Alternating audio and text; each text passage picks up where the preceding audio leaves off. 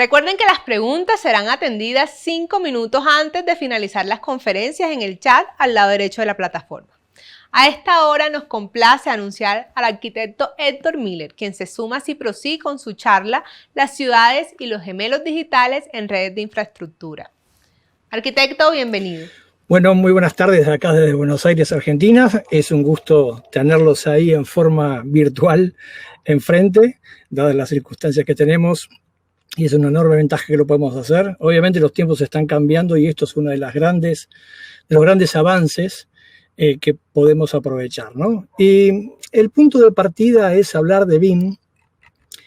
No sé si todos tendrán el término. Digamos, ya creo que para ninguno es extraño el término BIM por sus siglas en inglés de Business Information Management o Building Information Modeling y todas las B y M que le calcen en el acrónimo. Pero realmente no nos vamos a centrar acá particularmente en los modelos per se, digamos que obviamente y fundamentalmente todo lo que sea instalaciones contra incendios y protección contra incendios es extremadamente necesario, sino que vamos a ver cuál es la segunda ola que en realidad se viene. Ya nadie discute del uso de los modelos BIM, pero ¿qué pasa si nosotros cambiamos el campo de consideración, ¿no es cierto? Que es realmente la gran discusión, y empezamos a incorporar temas como Smart Cities, Internet de las Cosas, inteligencia artificial, porque la realidad es que todo lo que sucede en el territorio, y conceptualmente BIM en el tema de la protección contra incendios no le es ajeno esto, ¿no? Generalmente uno habla de BIM y ve estas cosas, ¿no? Ve, digamos, modelos tridimensionales muy sofisticados de todos tipos de obras, generalmente son obras complejas, pero en realidad esto es un juego de dos extremos, ¿no? Y cuando hablemos conceptualmente de BIM, tenemos que entender una clara idea de lo que está sucediendo hoy en el mundo, que va generando cambios a una velocidad vertiginosa, y cómo podemos entender en esta media hora que tenemos juntitos simplemente un concepto y tratar de llevarles un mensaje lo más claramente posible. Es como para correr una pequeña cortinita por allí y entender el enorme desafío que tenemos por delante. Para nombrar algunas cosas, si nosotros hablamos de estos extremos, este edificio que está acá y este edificio que está acá pertenecen a este predio que está acá. El resto son otros edificios y va a servir didácticamente para explicar lo que queremos decir. Pero si yo cambio el punto de observación y veo esto, obviamente empezamos a tener una información muy compleja, muchísima cantidad de ingenierías, muchísima cantidad de actores, muchas visiones particulares al respecto de lo que cada uno mira. Tenemos actores técnicos, actores no técnicos, y todo eso está sucediendo en las obras que nosotros estamos desarrollando. Nadie puede decir que esta es una terminal aeroportuaria, que esta obra no tiene esta complejidad. Pero ¿quién podría entender toda esta complejidad al mismo tiempo? Y después, ¿cómo hacemos para que esta enorme complejidad de alguna forma sea asequible para todos los actores que van a estar interoperando con esta información? Por eso imagínense que si nos planteamos en esta situación, y este es uno de los modelos, y queremos analizar una de las partes del modelo, nosotros fácilmente tendríamos que tener la oportunidad de, de estimulando diferentes escenarios de trabajo, dejar, por ejemplo, un tipo de información, y en esta área lo que nos compete hoy en esta charla es justamente el tema de protección contra incendios, y separar una parte del todo que yo pueda escindir y lo pueda comunicar y que fácilmente pueda empezar a entender o una porción o un sistema o un tipo de actor, cómo se va a relacionar, cómo se va a vincular con todo el proyecto que está ocurriendo. Y eso es desde el punto de vista del proyecto, que es un poco como decimos mirarse el ombligo, ¿no? Porque nadie dice que acá no haya enormes cantidades de complejidades para resolver. Pero veamos un poquito más a ver si realmente estos grandes modelos justifican solamente BIM. Y de nuevo cambiemos el punto de observación. Y ahora vamos a ver este modelo que está acá. Y este modelo que está acá también es concurrente con ese proyecto de esa enorme terminal aeroportuaria. Esto es otra localización de otro proyecto, pero que también va a, digamos, a recalar en el conjunto. Y acá se empiezan a ver, quizás con un poquito más de claridad, porque menos elementos, qué es lo que pasa por encima del pelo de la Tierra, qué es lo que pasa por debajo del pelo de la Tierra en cuanto a las instalaciones y cómo se conectan estas instalaciones entre sí. Y de nuevo cambiamos el punto de observación. ¿Qué van a pasar con todos los modelos que se están gestionando? ¿Qué es lo que tendrían que extractar? ¿Qué es lo que se debería comprender como un gran marco referencial de lo que se entiende por BIM? Bueno, pues no es ni una cosa ni la otra. Una cosa no prescinde de la otra, porque estas dos realidades, estos dos extremos, se tienen que tocar.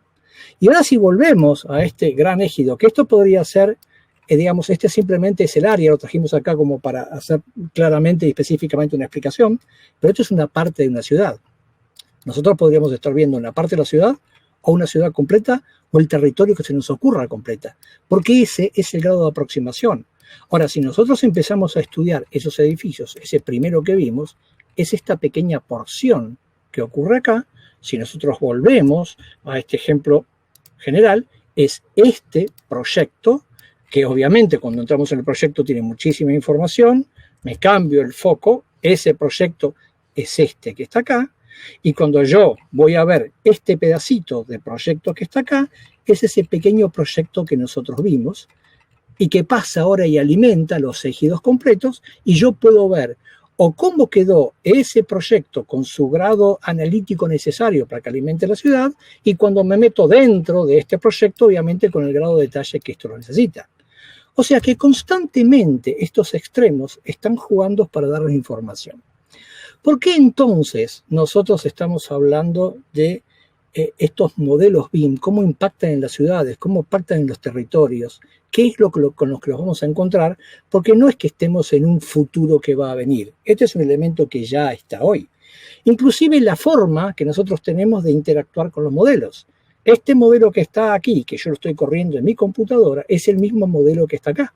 Nada más que si ahora ustedes prestan un poquito de atención, este modelo lo estoy viendo en un navegador web. O sea, ¿qué quiere decir? ¿Dónde está este modelo realmente? ¿Es solamente para mí? ¿Tengo que ser un súper especialista para analizarlo? Si soy una persona, si soy un brigadista que necesito actuar rápidamente, tener información, ¿tengo que ir a buscar los planos en algún lado? ¿O realmente estos modelos, si este es el otro modelo que está ahí, en realidad es un modelo que está colgado en una nube que me sigue? Es más, si nosotros cambiamos un poquito el campo de apreciación, y no sé si llegan a ver mi teléfono, este modelo que está acá está prácticamente en este teléfono. Por lo tanto, yo podría tener toda esta información, toda la documentación bidimensional, la información tridimensional, ahora atada como si fuese una nube que me va siguiendo. Absolutamente que sí. Y toda esta información que yo tengo acá, ¿es fácil adecuarla para el grado de visualización que yo tengo?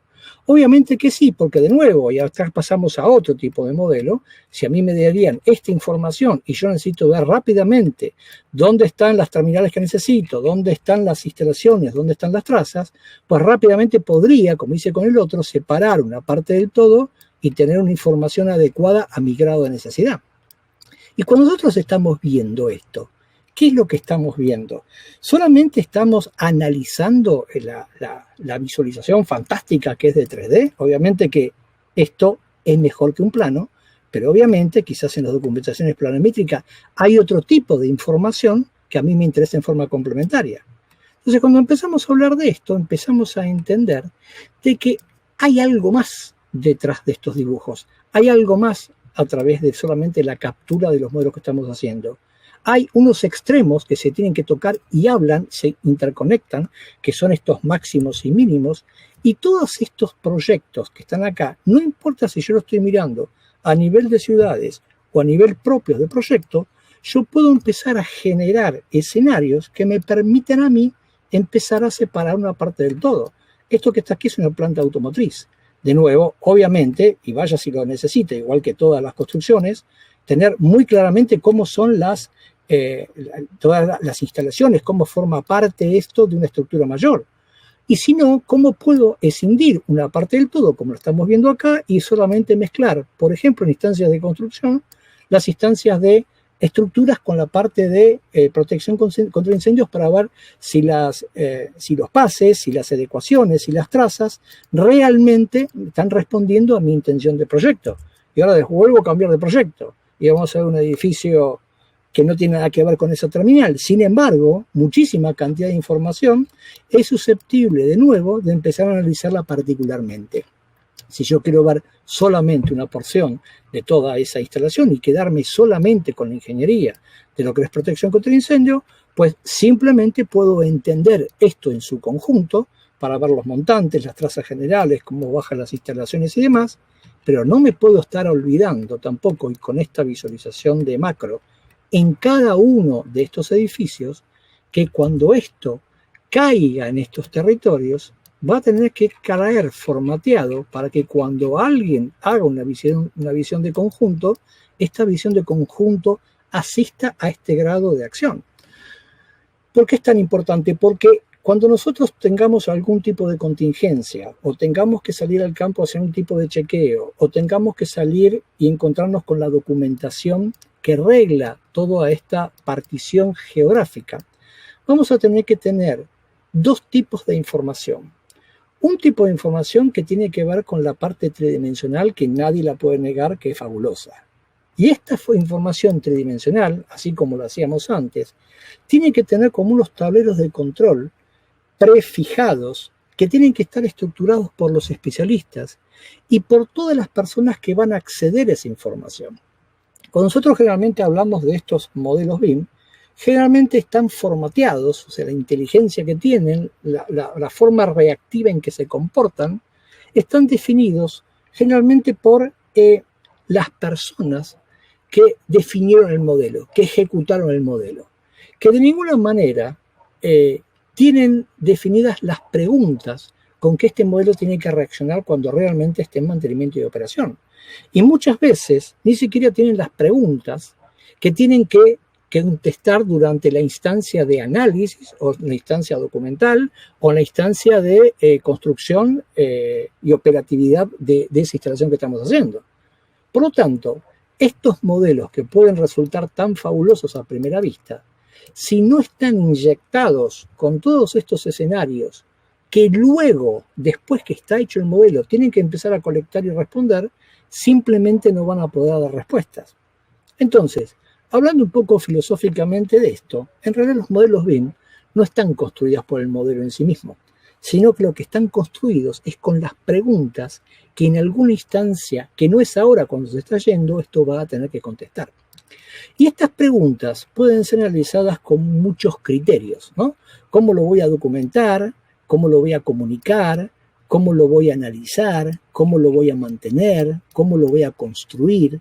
Porque si esas preguntas no están inyectadas en la génesis y definidas en lo que nosotros definimos como manuales, protocolos y plantillas o templates con los que se construyen los modelos, difícilmente cuando ejecutemos una información tan compleja como la que generalmente responden los modelos BIM, esto simplemente no va a responder. Y de la misma manera, cuando nosotros tenemos una información tan rica en un único modelo, o cuando tenemos un modelo como esto, que esto es un hospital, que en realidad tiene que ser analizado por subpartes, esto tiene que estar preparado para que responda. Si yo quiero ver solamente algún tipo de ala de construcción de ese modelo, pues lo tengo que tener la posibilidad de poder aislarlo, de poder separarlo, porque justamente la respuesta que tiene que dar más adelante implica un mantenimiento particular, porque en realidad eran muchos edificios adentro de un solo edificio. De la misma forma que están estas preguntas analizadas y contestadas y preparados los escenarios para que respondan, tienen que estar preparados los escenarios, las preguntas y todo el entorno de trabajo para que cuando cada uno de esos modelos se inyecten en las ciudades, también pueda responderle a estos niveles.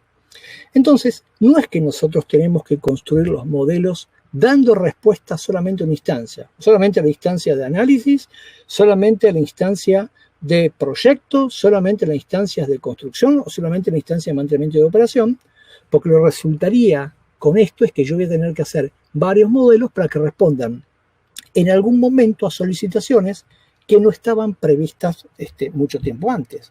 Y cuando nosotros hablamos sobre estas caracterizaciones para dónde está yendo, digamos, el mundo, esto es es una especie de cronología de la ciudad de Zanjan, en Irán, en donde la visualización de macro empieza a ser analizada. Y esta información, acá tenemos en realidad una información planimétrica, pero esta es la respuesta planimétrica al levantamiento de información con medios múltiples, drones, nubes de punto, estaciones de campo particulares, documentación particular de cada uno de los edificios que componen ese recorte elegido, pero en realidad con una visión mucho más de macro, en donde esta información, que no solamente es información gráfica, sino que lleva asociado una condición que se llama metadata. La metadata es el dato de ese dato, empieza a componerse en un único plataforma. Estos son sistemas de información geográfico, en donde con todos los datos asociados yo puedo hacer consultas y esas consultas me devuelven respuestas como esta, ¿no? Niveles de riesgo, dónde están, digamos, los sistemas del mapeado del sistema de riesgos de la protección, digamos, de las alarmas, dónde están los sistemas de extinción. O sea, cada uno de estos que están acá tiene una respuesta gráfica que, al ser estimulada por una respuesta que uno necesita encontrar, también tiene una conducta. Y desde el punto de vista de las ciudades, no me basta a mí solamente con tener la documentación particular de ese modelo, sino que si hay un camión de bomberos que tiene que acceder a un tipo de predio, en realidad esa información tiene que estar disponible para todas las áreas de seguridad, policía, salud, bomberos. De modo que cuando yo vaya al siniestro, si esto hubiera, o vaya a tomar, digamos, notificación de lo que sucede en el sitio, no tenga que estar averiguando cuando llego en ese lugar por dónde tengo que entrar, si tengo acceso, dónde están las bocas, cuál es la documentación, con qué se conecta, cuáles son los sistemas subsidiarios, etc. Es decir, esa información tiene que ir viajando de la misma forma que lo hacíamos con el teléfono, tiene que ir viajando, o en digamos, el teléfono por ahí es una cosa muy chica, pero es un simple tema de visión, en una tablet que tiene una visión un poco mejor, en donde yo pueda ir previendo la contingencia antes de llegar al sitio y planificar con el poco tiempo que tengo, pero tener la información en tiempo y en forma para que rápidamente yo me pueda adecuar a la circunstancia.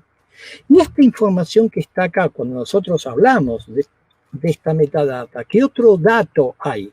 Bueno, porque en realidad nosotros vamos a tener muchísima cantidad de información, pero si nosotros nos metemos y analizamos cada uno de esos elementos, y ahora estoy manejando en la web, es lo mismo que tenerlo en el teléfono, yo también puedo abstraerme y pedir que me dé simplemente un solo sistema, porque la forma estructurada de la administración de estas bases de datos está hecha de forma tal de que puede dar respuesta rápidamente a todo lo que yo necesito y dejar, por ejemplo, solamente una partecita.